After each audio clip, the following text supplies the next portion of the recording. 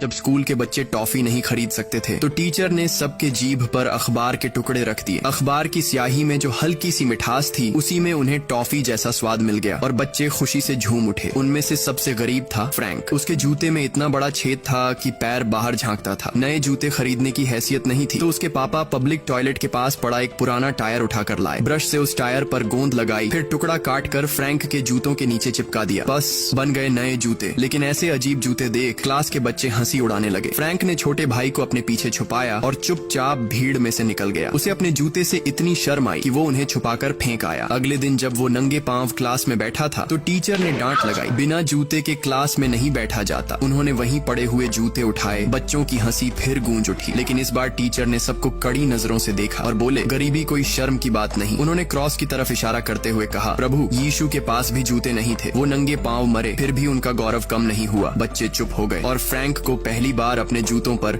शर्म नहीं गर्व हुआ। लेकिन तभी घर में कोयला खत्म हो चुका था और उसके पापा एक राहत पत्र लेकर कोयला लेने निकले थे। उस दिन स्टाफ ने कहा कि वो बहुत देर से आया है। फ्रैंक जमीन पर गिरे कोयले को उठाना चाहता था, लेकिन उसके पिता ने उसे रोक दिया अपनी इज्जत के नाम पर। बोले, हम भिखारी नहीं हैं, लेकिन ये खुददारी अब किसी काम की नहीं रही थी। बच्चों को कुछ गर्म खाने की जरूरत थी। आखिरकार माँ ने खुद बच्चों को साथ लिया और वो कोयला उठाने चली गई। पर तभी छोटे बेटे की हालत और बिगड़ गई और फिर वो इस दुनिया को हमेशा के लिए छोड़ गया। उधर पड़ोसन के पति ने इंग्लैंड से पैसे भेजे थे। औरत ने अपने बच्चों को बुलाया और सबके लिए चिकन बनाया। उस चिकन की खुशबू ने फ्रैंक के घर के सबके मुंह में पानी ला दिया। यही देखकर फ्रैंक के पिता ने भी फैसला लिया कि अब वो इंग्लैंड जाकर पैसा कमाएगा। उसने अपनी बीवी से वादा किया कि हर महीने पैसे भेजेगा, लेकिन जाने के बाद उसका कोई अता पता नहीं चला। अब पूरे परिवार की जिम्मेदारी फ्रैंक पर आ गई थी। स्कूल से लौटकर वो कोयले की फैक्ट्री में काम करता, फिर दर दर जाकर कोयला पहुंचाता। उसकी पीठ पर रखी बोरी उसी के बराबर भारी होती, लेकिन फिर भी वो कभी नहीं रुका, क्योंकि माँ का बोझ हल्का करने का जज्बा